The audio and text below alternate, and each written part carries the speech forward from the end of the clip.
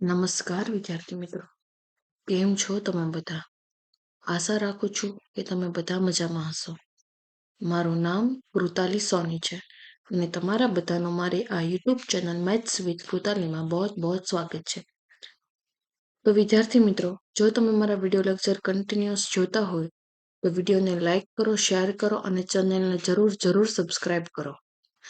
આપણે last video લેક્ચરમાં સમાનગણ અને અમુક ઉદાહરણ જોયા હતા.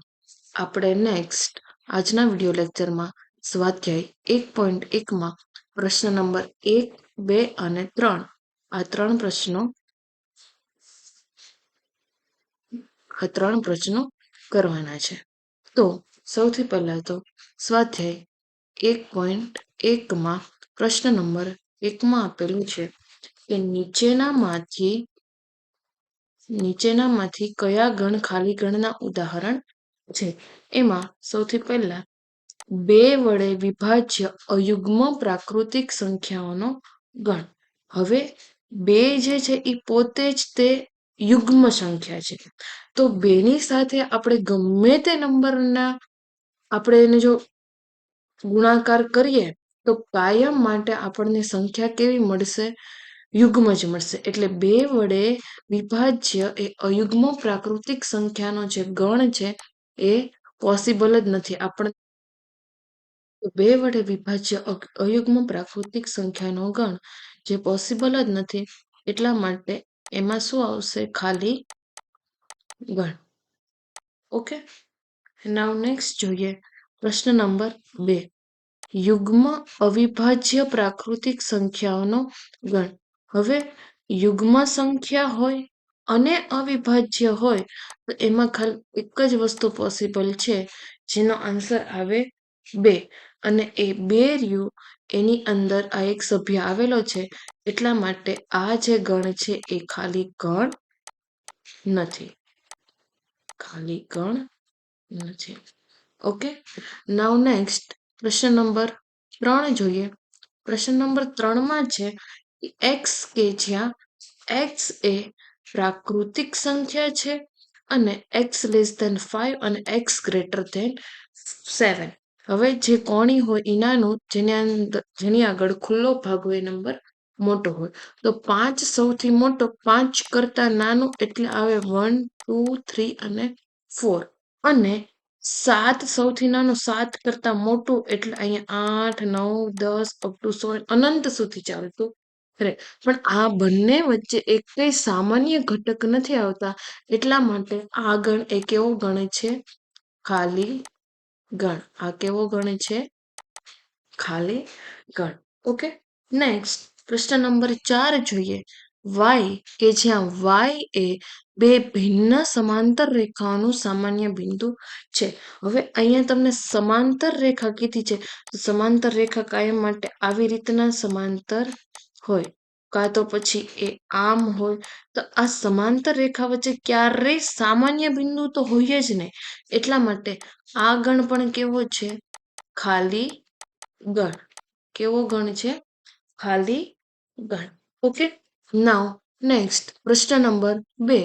પ્રશ્ન નંબર 2માં તમને આપેલું છે નીચેનામાંથી કયા ગણ એ શાંત ગણ અને કયા અનંત ગણ છે? હવે અહીંયા આપણને જે આપેલા છે 5 એક્ઝામ્પલ છે, તેમાંથી આપણે શાંત ગણ કયા છે અને અનંત ગણ કયા છે એ જોવાનું છે. તો અહીંયા સૌથી પહેલું છે વર્ષના મહિનાઓનો ગણ. તો એક વર્ષમાં કેટલા? 12 મહિના આવે. તો અહીંયા આપણે લખીએ વર્ષમાં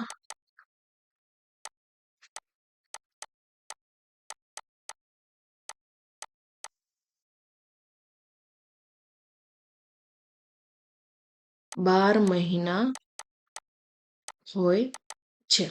હવે આ 12 જે રહ્યું એ ચોક્કસ પ્રાકૃતિક, નિશ્ચિત એક ધનપૂર્ણાંક પ્રાકૃતિક સંખ્યા છે, એટલા માટે આ ગણ કેવો થશે? શાંત ગણ.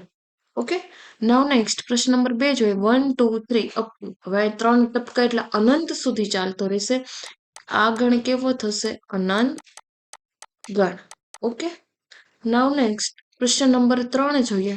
પ્રશ્ન નંબર 3માં આપેલું છે 1, 2, 3 અપ ટુ 99 થી 100.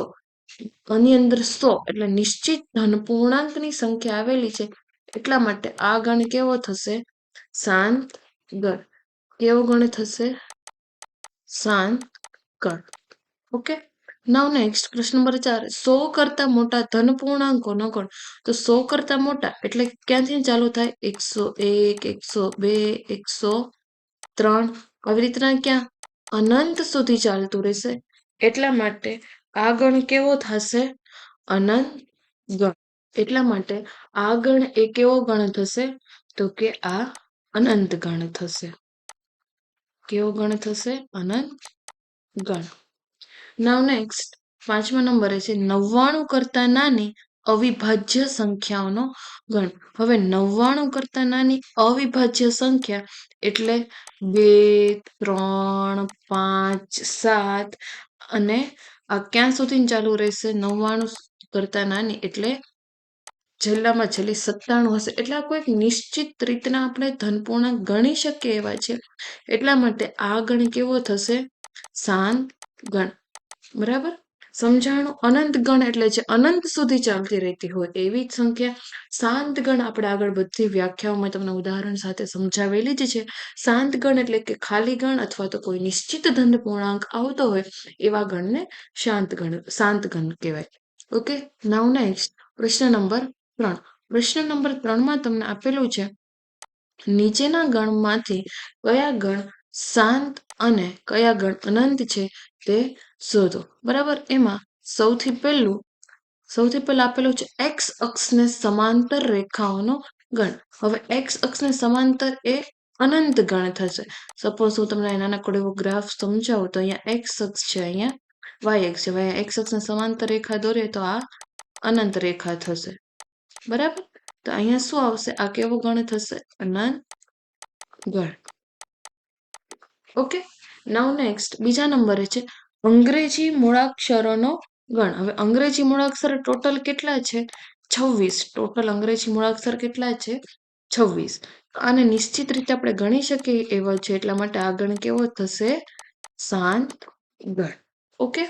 નાઉ નેક્સ્ટ ત્રીજા નંબરે આપેલું છે 5ની ગુણિત સંખ્યાઓનો ગણ. હવે 5ની ગુણિત સંખ્યા એટલે કે 5 વડે ગુણી શકવાના એવા. 5ની ગુણિત સંખ્યા એટલે કે 5, 10, 15, 20, 25, 30, 35, 40, 45, 50, 100, 150, 1000, લાખ આ બધા 5 વડે ગુણિત સંખ્યા છે. હવે 5નો વિભાજ્યનો નિયમ એકમના સ્થાને 5 અને 0 આવે બધી સંખ્યા એ 5 વડે ગુણિત સંખ્યા છે, તો અનંત સુધી ચાલતી રહેશે, એટલા માટે આ ગણ કેવો બનશે? અનંત ગણ. ઓકે. નાઉ નેક્સ્ટ પૃથ્વી પર વસતા પ્રાણીઓનો ગણ. હવે પૃથ્વી પર વસતા પ્રાણીઓનો ગણ એ આપણે ગણી શકીએ એવું છે, એવું નથી કે અનંત છે. આપણે કોઈ નિશ્ચિત ધન પૂર્ણાંક એમાં આવી શકે છે. એમાં ઘણા બધા પ્રાણીઓ છે પણ કોઈ નિશ્ચિત ધન પૂર્ણાંક આવી શકે છે, એટલા માટે આ ગણ કેવો થશે? આ ગણ કેવો થશે? શાંત ગણ. નાઉ નેક્સ્ટ ઉગમ બિંદુ 0, 0 માંથી પસાર થતા વર્તુળોનો ગણ. હવે અહીંયા હું તમને વળી પાછું એક નાનકડા ગ્રાફ સાથે સમજાવું તો આ થયું ઉગમ બિંદુ અને આ થયું વર્તુળ. હવે ઉગમ બિંદુમાંથી અઢળક અનંત અસંખ્ય વર્તુળો થશે, તો આ ગણ કેવો થશે? અનંત ગણ. ઓકે. તો અહીંયા સ્વાધ્યાય 1.1 પ્રશ્ન નંબર 1 અને 2 નું મેં તમને સોલ્યુશન આપ્યું. સો આપણે નેક્સ્ટ વિડીયો લેક્ચરમાં પ્રશ્ન નંબર 4 અને 5 કરીશું. સો વિડીયોમાં છેલ્લે સુધી બની રહેવા માટે થેન્ક યુ સો મચ વિદ્યાર્થી મિત્રો. જો તમને વિડીયો સારો લાગ્યો હોય તો વિડીયોને લાઇક કરો, શેર કરો અને ચેનલને જરૂર સબસ્ક્રાઇબ કરો. બને એટલો વિડીયોને શેર કરતા રહો. So thank you so much and by.